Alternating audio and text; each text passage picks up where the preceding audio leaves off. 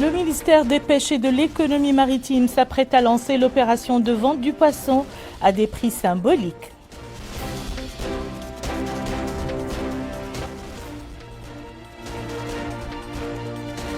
C'est désormais effectif. Le tirage du nouveau plan directeur de Nouakchott a lui été lancé. Objectif, sécuriser la propriété foncière des citoyens.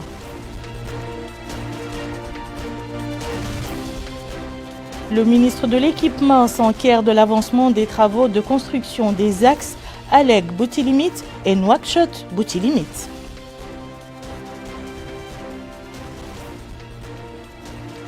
Madame, Monsieur, bonsoir, bienvenue dans le journal. Avant le développement de ces titres, ce petit rappel, pour se prémunir de la Covid-19, faites-vous vacciner et respectez les mesures préventives.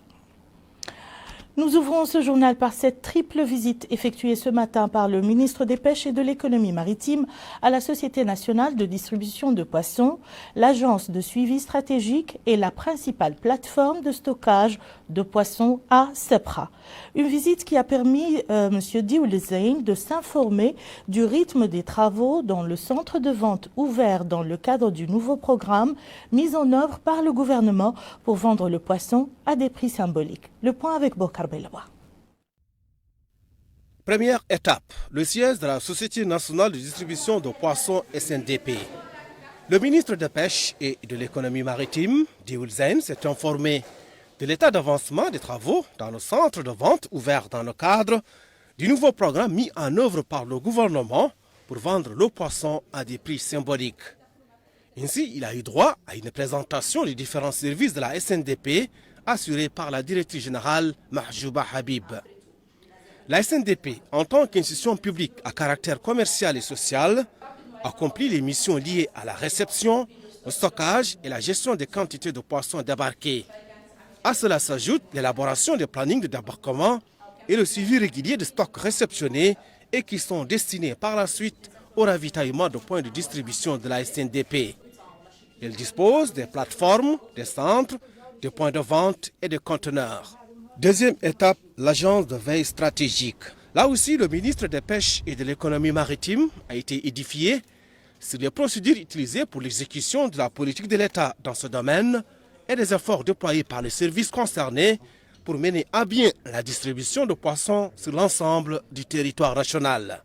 Troisième étape, la plateforme de stockage de poissons à Sebra. Au titre de ce programme, il est prévu que chaque Moukata de Nouakchott compte un point de vente avec une capacité de 2 tonnes par jour et qui peut être augmentée en fonction des besoins. Cette opération sera élargie aux autres vilayas du pays qui se verront chacune allouer mensuellement 500 tonnes de poissons de qualité.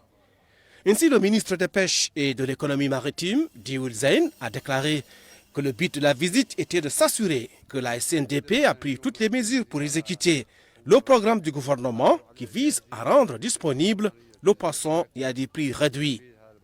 Il a précisé que le stock de sécurité au niveau du siège devra être de 1000 tonnes et l'amélioration des points de vente sera en fonction du rythme d'écoulement des produits. Les allocations destinées à ces points de vente pourront à chaque fois être augmentées de 30 à 50%, avec possibilité d'ouvrir d'autres points si nécessaire. Dioul Zeyn a ajouté que le poisson est désormais disponible dans les points de vente à des prix symboliques de 70 émerus au lieu de 250 émerus auparavant et qu'il existe des prix symboliques dans les points de vente comparativement à ceux du marché. En somme, la stratégie globale de l'État est de faire entrer le poisson dans chaque foyer. En d'autres termes, il s'agit d'encourager la consommation du poisson et faire profiter tous les citoyens des richesses halieutiques nationales. Alors, pour plus d'éclaircissements sur le nouveau programme de vente du poisson à des prix modiques, j'ai le plaisir de recevoir sur ce plateau Madame Mahjouba Habib, directrice générale de la Société nationale de distribution de poissons. Madame la directrice, bonsoir. Bonsoir. Alors, on vient de le voir dans cet élément, la quantité de poissons est importante. Ma première question est quelle est la variété de ce poisson et quelle est son origine? C'est-à-dire, c'est du poisson acheté par votre société ou acquis auprès des opérateurs privés? Ok, très bien, très bonne question. Pour commencer, je vous remercie et je souhaite féliciter le peuple mauritanien, toute la Mauritanie pour ce qui s'est passé aujourd'hui. Je pense quand même que c'est un événement très important.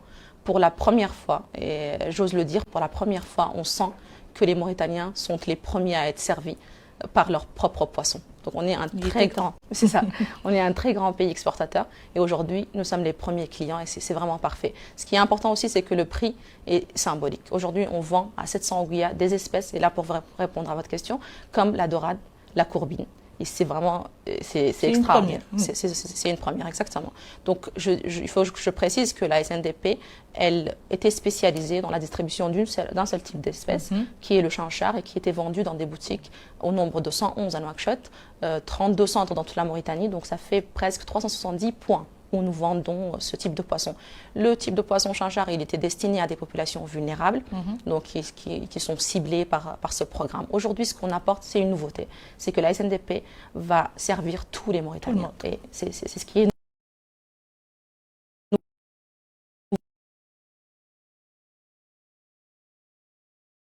nouveau, en fait. Tout à fait. Alors, la densité démographique varie d'une muqata'a à une autre. Avez-vous pris en compte cette réalité en termes d'approvisionnement des points de vente? Tout à fait. Je vais parler de ce qui s'est passé aujourd'hui dans les points de vente que nous avons créés tout dernièrement. Donc là, ça a été créé en presque 2 jours. Donc je félicite les équipes. Franchement, tout le monde a travaillé, des directeurs jusqu'aux chauffeurs, j'ose dire. Tous les camions sont en route pour aller à l'intérieur du pays. Et les moyens logistiques qui ont été mobilisés sont très importants. Je vais donner des chiffres pour la journée d'aujourd'hui. On a commencé avec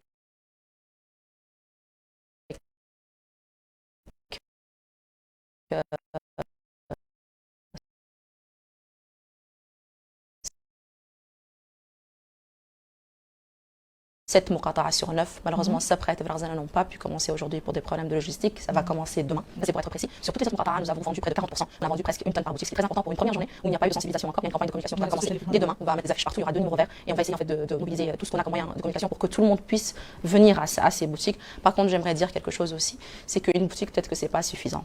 Et nous voulons éviter les attroupements à cause du Covid. Donc peut-être que nous aurons à ouvrir peut-être 2 boutiques ou 3 par muqata'a, ça dépend de l'affluence. On ne peut pas ramener le poisson et le laisser pourrir aussi, donc c'est très difficile de gérer tout ça, mais nous faisons le maximum pour que ça se passe bien. Juste par rapport à la population, on a créé une nouvelle agence, c'est l'agence que le ministre a inaugurée aujourd'hui.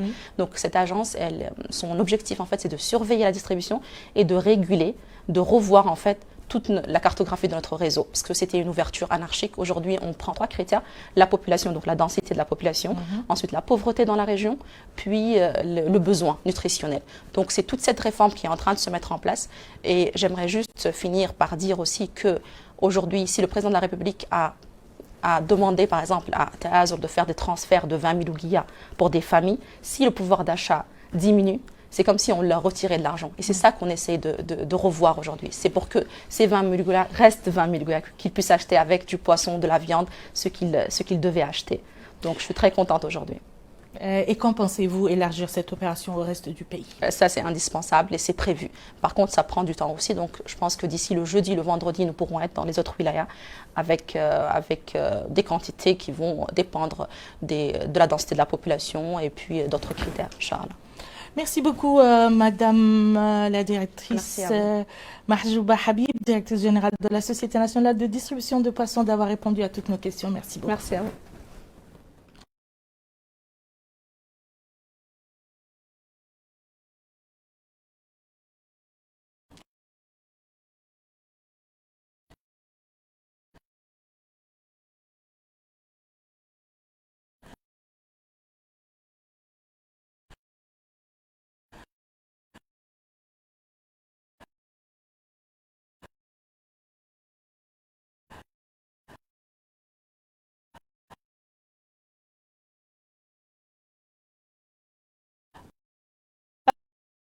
Alors, le nouveau plan directeur de Nouakchott est désormais disponible, notamment l'aspect relatif au tirage. Le ministre de l'Habitat, de l'Urbanisme et de l'Aménagement du Territoire d'urbanisation de la ville de Nouakchott a également suivi des présentations faites par les responsables concernés sur l'importance de ce nouveau plan qui vise essentiellement à sécuriser la propriété des lots et de parcelles de terrain. Dans un mot prononcé pour la circonstance, le ministre a indiqué qu'il a tenu à superviser le lancement des opérations du tirage du nouveau plan de Nouakchott.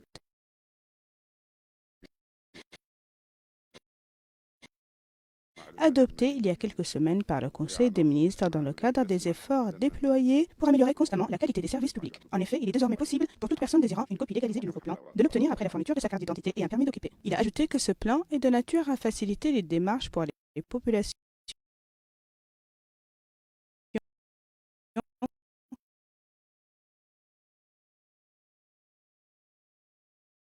et a souligné que la première étape est le tirage du plan et que très prochainement, la légalisation sera possible électroniquement. Le ministre a enfin noté que le plan géoréférencié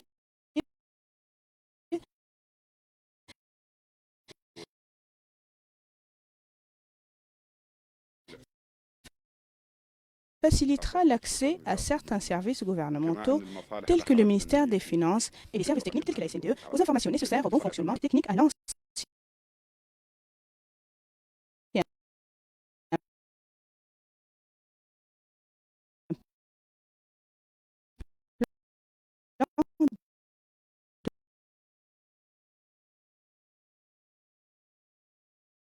de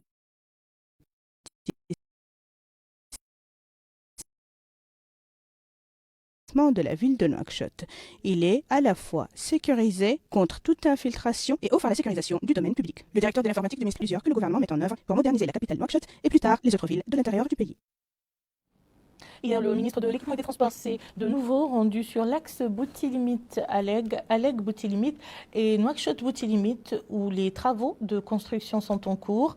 Mohamed Haïmid a renouvelé son appel aux entreprises chargées de l'exécution de ces deux tronçons de la route de l'Espoir à respecter le délai imparti ainsi qu'à se conformer au cahier des charges. Le point avec Bokar Bailaba. La route de l'Espoir est l'un des plus fréquentés de la Mauritanie. Plus les années passent, plus la route prend des rides. Et l'État a pris conscience de la nécessité de donner une seconde jeunesse à cette route. D'ailleurs, le ministre de l'Équipement et des Transports, Mohamedou Haïmid, était sur les lieux des travaux du projet de réhabilitation de l'axe Alec-Boutillimit long de 112 km et l'axe Nouakchott-Boutillimit long de 42 km. Au niveau de ces étapes, il s'est informé sur le déroulement des travaux et sur leur état d'avancement. Et il a donné des instructions aux responsables des travaux quant au respect des normes internationales de qualité consignées dans les cahiers des charges. Il a également tenu une réunion avec les responsables des entreprises engagées dans la réhabilitation de ces axes routiers. Il a souligné la nécessité d'observer la qualité, de se conformer aux critères spécifiés dans le cahier des charges et de s'en tenir aux normes internationalement reconnues en matière de construction routière. Au terme de ce déplacement, le ministre de l'Équipement et des Transports a déclaré que les visites qu'il a effectuées au niveau de ces tronçons routiers s'inscrivent dans le cadre du suivi par le département de l'ensemble des projets en cours de réalisation dans le but de veiller à la qualité de l'exécution des travaux et au respect des délais et des engagements des cahiers de charges. Ici à Nouakchott, le comité de pilotage du Fonds pour la consolidation de la paix en Mauritanie a échangé aujourd'hui sur la gestion des conflits et le renforcement de la résilience pastorale et agricole dans les zones frontalières entre la Mauritanie et le Mali. C'était à l'occasion d'une réunion organisée par le ministère des Affaires économiques et de la promotion des secteurs productifs en collaboration avec le PNUD. Eminem Tahlil. Gérer les conflits et renforcer la résilience pastorale et agricole dans les zones frontalières entre la Mauritanie et le Mali, faire le suivi des projets existants et échanger sur les mesures prises et leur niveau d'application. C'est l'objet de la rencontre du comité de pilotage du Fonds pour la consolidation de la paix en Mauritanie. Les participants à cette rencontre discuteront des perspectives de coopération et travailleront à la mise en place de nouveaux projets entre la Mauritanie et le Mali. Dans son mot pour l'occasion, le secrétaire général du ministère des Affaires économiques et de la promotion des secteurs productifs, M. Idoumoud Abdioulidjit, a expliqué l'attention particulière qu'accorde notre pays et le Mali à ce projet par l'importance des priorités de nos deux pays par rapport à cette zone, ainsi que dans les pays du G5 Sahel et par la suite l'Afrique du Nord, surtout en matière de gestion conjointe du patrimoine frontalier et transfrontalier. Il a ensuite rappelé à ce sujet les recommandations des études et analyses, y compris la vision globale de la zone du Sahel, exprimée par les politiques nationales des pays membres concernant le futur de la zone. Une zone qui constitue depuis des siècles un carrefour d'échange commercial. À son tour, le chef de la mission malienne, M. Boubacar Sebou, a remercié les autorités mauritaniennes pour l'accueil chaleureux que lui et sa délégation ont reçu. Il a ajouté que cette rencontre vient lancer un projet de gestion des conflits et de soutien dans les espaces pastoraux aux frontières entre les deux pays. Il a également exprimé son espoir que les participants sortiront avec des résultats importants qui reflètent les attentes des éleveurs et pasteurs des deux côtés de la frontière commune. Il est à noter que ce projet est financé par le Fonds des Nations Unies pour la consolidation de la paix. Un mot sur la pandémie Covid-19 avant de passer au reste de l'actualité. Les dernières statistiques, nous les découvrons dans le point de presse quotidien du ministère de la Santé. Durant les dernières 24 heures, nous avons enregistré 72 nouveaux cas positifs Covid, dont 4 cas contacts et 68 cas communautaires. Nous avons aussi enregistré 151 nouvelles guérisons et nous avons aussi malheureusement enregistré 6 cas de décès. Rahimahumullah. Le cumul de cas enregistrés depuis le début de la pandémie dans notre pays est de 34 950. Le cumul de guérison est de 33 023. Le cumul de décès est de 760 décès. Rahimahumullah. Nous avons aujourd'hui 1167 cas actifs, dont 1120 cas asymptomatiques, 30 cas simples et 17 cas graves. Par rapport à la répartition des cas selon le Mugata du pays, nous avons un cas à Tamshikut, un cas à Tintan, 4 cas à Barkewel, un cas à Gerou, 3 cas à Kifa, un cas à Mama, un cas à Mungel, 2 cas à Alag, un cas à Boutilimit, un cas à Rosso, 3 cas à Ojift, un cas à Atar, un cas à Wadan, 6 cas à Nouadhibou. Nous avons aussi enregistré durant les dernières 24 heures 4 cas à Al-Mijriye, 3 cas à Tijikje, 7 cas à Zouerat, 3 cas à Gjojut, 3 cas à Lextar, 19 cas à Tafraq Zeyne, 5 cas à Dar Naïm et 1 cas à Tayaret. Par rapport aux tests réalisés durant les dernières 24 heures, nous avons réalisé 1550 tests, dont 1098 de type TDR, test rapide, et 452 PCR. Par rapport à la vaccination, nous avons vacciné 4301 durant les dernières 24 heures de première dose, ce qui porte le cumul de vaccinés par première dose à 308 935. Nous avons aussi vacciné 3599 personnes par la deuxième dose. Ça veut dire les personnes qui ont complètement vacciné sont de nombre de 500 046 880 personnes. Avec les campagnes de vaccination, les nombres de contaminations au Covid-19 a sensiblement diminué. Reste que les autorités sanitaires déplorent la faible affluence des citoyens vers les centres de vaccination, surtout après la fin de la dernière campagne de vaccination. El-Haj Abdallah Iddi.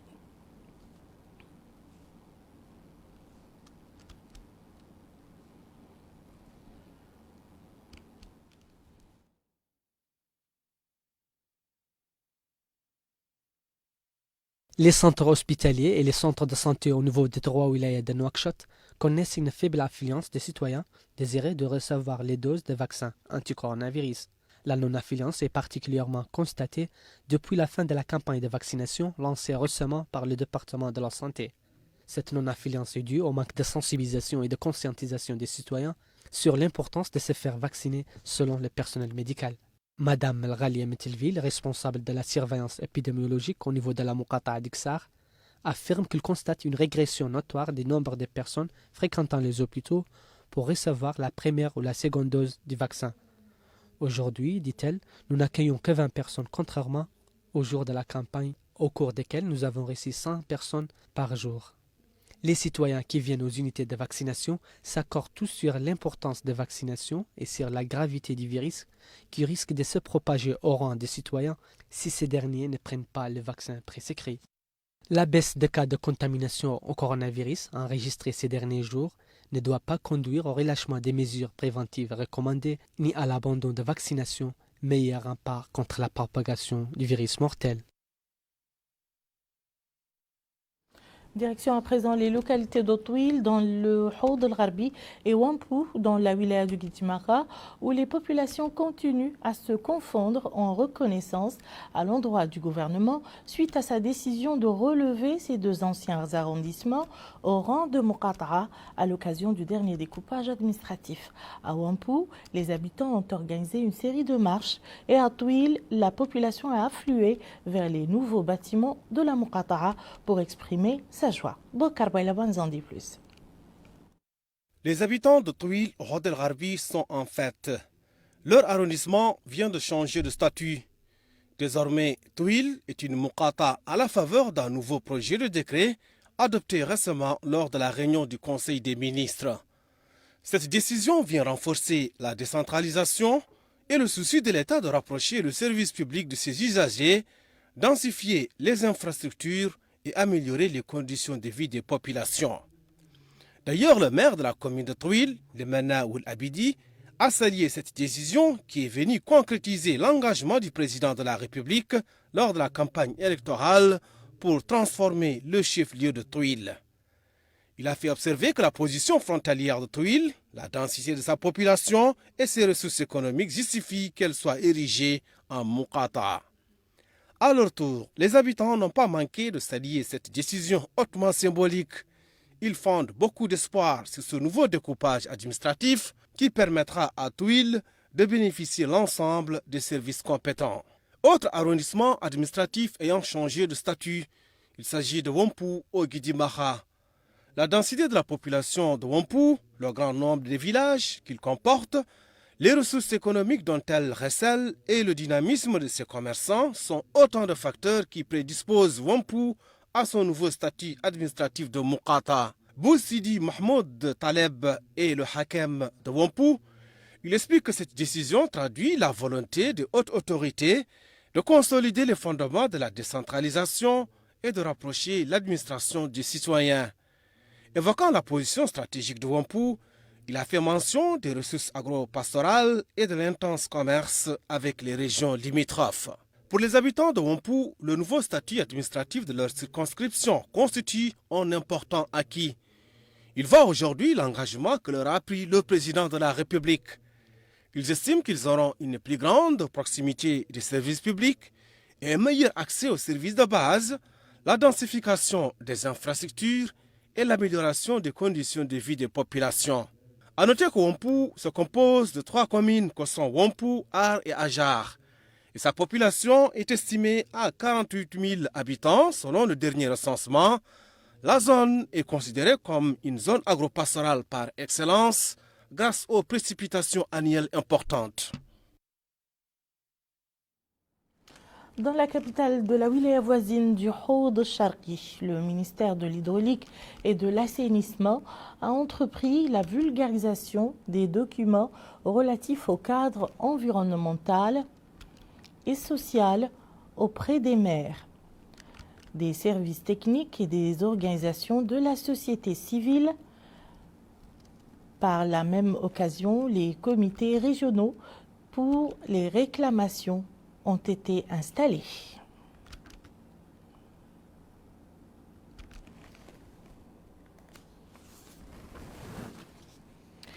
Le ministère de la Culture, de la Jeunesse et des Sports et des Relations avec le Parlement a choisi la ville de Kifa pour commémorer la journée africaine de la propriété intellectuelle.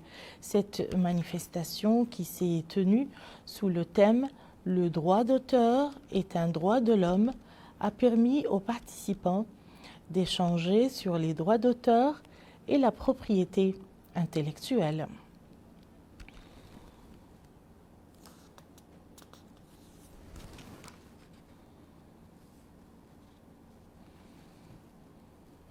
Au Gorgol, l'application de la nouvelle tarification des produits de première nécessité décidée récemment par le gouvernement fera l'objet d'un suivi rigoureux Pour ce faire, les autorités administratives ont créé un comité renfermant l'ensemble des secteurs concernés avec pour objectif la mise en place d'un plan d'action pour le suivi de l'application des prix émanant du ministère du Commerce.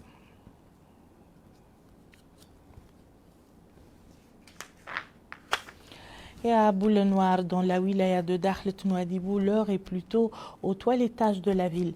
Une vaste opération de nettoiement. Ainsi prend fin ce journal. Tout de suite le rappel des titres. Le ministère des Pêches et de l'Économie maritime s'apprête à lancer l'opération de vente du poisson à des prix symboliques. C'est désormais effectif. Le tirage du nouveau plan directeur de Nouakchott a lui été lancé.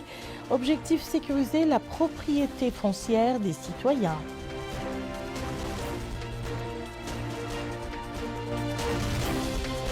Le ministre de l'Équipement s'enquiert de l'avancement des travaux de construction des axes Alleg-Boutilimit et Nouakchott-Boutilimit.